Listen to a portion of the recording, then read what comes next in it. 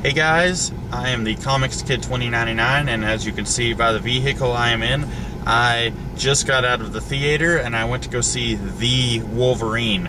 And so I'm going to be driving home and I'm going to tell you what I thought about it. I think I'm going to cover the non-spoiler stuff.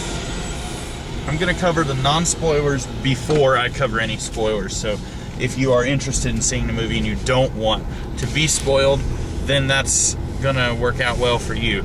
I will say I think this is better than X-Men Origins Wolverine, and I think it is better than X-Men 3 The Last Stand.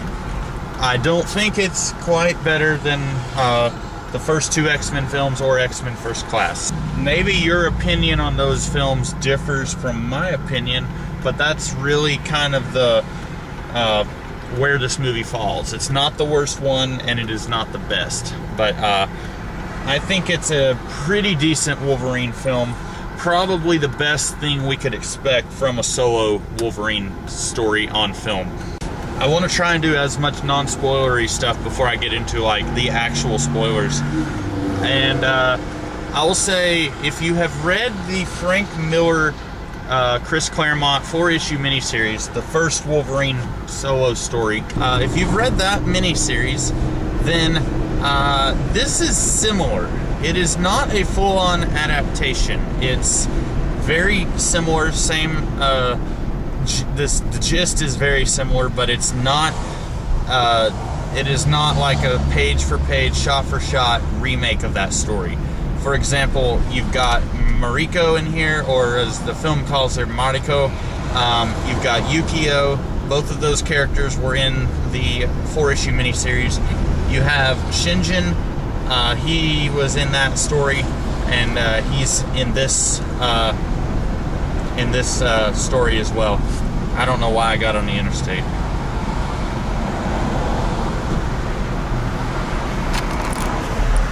There's a policeman over there. This is a really unprofessional video, guys, but I really don't want the camera to fall, and I didn't want him to see that I had a camera on my windshield. It's an alright movie. I think that's basically, I'm a pretty huge X-Men fan, and I think it's decent. That's a little bit, I'm not quite being fair, but I think that it is, if you have high hopes, you'll probably enjoy it. And if you have low hopes, if you don't have very high expectations, then you will probably really enjoy it. I don't know. I'm just going to go right into spoilers now. I'm really scatterbrained right now, trying to think of how best to review this movie without giving away spoilers. In case you aren't aware, I am not really good at reviewing without spoiling. But so I'm just going to get right into it. If you have not seen the movie and you do not want to be spoiled, turn off the video now, because I'm about to get right into it. This movie is rooted in, it has two problems. One of them is very much a problem that has existed in this franchise since the very first movie, and that is the love story between Jean Grey and Wolverine. I have always thought that love story was really sloppy and really lazy and just didn't work at all, because over the course of the first two X-Men movies, those two movies take place over the span of like 3 weeks maybe, and Wolverine has only spent like 2 days with Jean Grey over the course of those two movies. And those movies, as well as X-Men 3 and this movie, they pretend like Jean Grey and Wolverine are this beautiful love story and that they had this wonderful love together, and it's really not that, because Wolverine knew her for less than a week. It's really, that's what it boils down to. I don't buy that those two could fall in love in such a short amount of time and have this, kind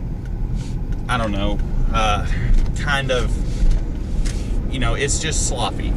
There are these dream sequences, I guess we can call them, where Wolverine thinks that he is talking to Jean Grey, and she is telling him, when are you going to come and join me in heaven, or whatever. She doesn't say that, I'm paraphrasing. And then he keeps, I don't know, dodging the question. He doesn't really say a lot to her. She's really the one who does most of the talking. And I don't know if I'm allowed to go. No, I'm not. And yeah, I really think every time they reference that story and he's saying, you know, I love you, Gene, it just feels wrong to me. It doesn't quite feel right because it's not something that this film franchise worked at. I think they think that because it's a thing in the comics that the fans wanted to see it in the movies, but they never did give it its proper due. The same problem happens with Wolverine and Mariko. Granted, in the comics, I never did completely buy those two having a relationship anyway, because we never really got to know her as a character until, well, we never really did.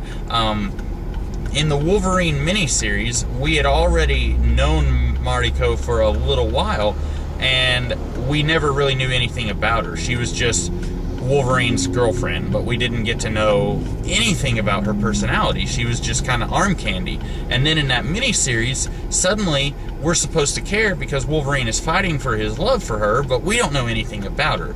Now, this movie, I will say, probably does a tad bit of a better job with that love story than the comic book, but it's still one of those things where Wolverine meets her and then 2 days later they're having sex and they don't know anything about each other. I really don't feel like this movie earns that love story either. Those are my two major problems with this movie, is that one, it for some reason feels the need to reference the love story, the air quotes love story with Jean Grey, and also it just doesn't quite earn the love story with Mariko. Now, there's other things, little minor gripes that I don't like. There's this one guy, I think his name is Harada. He was a childhood friend of Mariko, and he's like this ninja archer guy, and I really have a hard time getting a read on his character. On the one hand, he's acting like he's acting in the best interests of the Yoshida family, like he's working for them. At one point, he is protecting Mariko by shooting all these guys who are trying to kill her. But then, near the end of the movie, he's saying like, well, we have to kill Wolverine. That's what her grandfather wanted, and she just has to trust me. And I get the feeling the movie is trying to treat him as a noble person, like he does what's right, and he's all about honor and stuff like that. But then, why is he working for the Viper, who is very clearly a very evil woman? Why is he doing this? And eventually he dies trying to protect Wolverine, but at that point, I don't care, because I've had a hard time following who this character is throughout the entire movie, and I'm completely unaffected when this character dies. The Viper is basically wasted in this movie. She's not in it very much, and she's really more along the lines of an in-game boss from a video game than an actual character in a story. She is more a plot device than anything. She is here to somehow she creates this little mechanical machine that reduces Wolverine's powers. It doesn't completely take them away, but it reduces his powers. I don't know how she got it into his body, but it's like attached to his heart. I don't know how she got it in him, and I don't know how she knew how to make this thing, because we're told that she is an expert in poisons and stuff like that, and her body is immune to poisons, and she's got like this weird snake tongue, and at one point in the movie she sheds her skin. Really, just about everything with the Viper is completely nonsensical, and it's just borderline stupid. Like, I can't take her seriously because this is something out of a cartoon, like a really bad cartoon. Yeah, I didn't really care for Viper. The Silver Samurai is basically about as useless to the plot as the Viper. It's a giant robot Now, in the comics, I don't actually care about the Silver Samurai because he's hired muscle and that's it. He doesn't have a personality. He's just a guy who works for Viper, and he growls at Wolverine every time he sees him because he doesn't like that guy. That's really all there is to his character. I don't care for his character. This movie is even worse. Literally, it's just a giant robot. It's like 20 feet tall, and spoiler, Mariko's grandfather, he is the reason that Wolverine has come to Japan. Wolverine saved this guy back in World War II, and now he wants to repay Wolverine. He says living forever can be really terrible, so I'm going to take your powers and pass them on to myself, and then you can live a long, happy life and die a very normal life. And Wolverine says, no thank you. Well, then the Viper, working for this guy, she does something to reduce his powers, and then at the end of the movie you find out, oh, he's still alive, because we were told that he died. And honestly, it reminded me of the movie Prometheus, where Guy Pearce's character, we were told that he was dead, and then we find out at the end that he's really alive, and it really has no wham to it. It's just kind of, oh, he's alive, okay. Like, I didn't really have a reaction at all. He's, I guess, your main big villain of the movie. I think this movie, like I say, it's better than Wolverine Origins. It's better than X-Men 3. It's still not great. It's a very busy movie, and it's got a lot of stuff going on that I'm gonna have to watch it a second time. I won't go see it in theaters a second time, but I will. I'm looking. Whoa. Hello. Okay. I'm looking forward to seeing this movie when it comes out on DVD, just so I can watch it knowing what's going to happen, because I knew about 15-20 minutes into this movie it was going to be a different thing. It was not going to be a straight up adaptation of the Wolverine miniseries, and so I was very cautious, very wary of characters who might be playing different roles in this movie. For example, if Mariko turns out to be a bad guy, if she's working for her grandfather all along. I was expecting something along those lines. Now, that did not happen, but I was expecting that. And so I think going into the movie a second time, when it comes out on DVD, will help me get a clearer idea of this movie. I will know, okay, that's a red herring, I need to avoid that, and this isn't nearly as important as I thought it might be when I was watching the movie the first time. Stuff like that.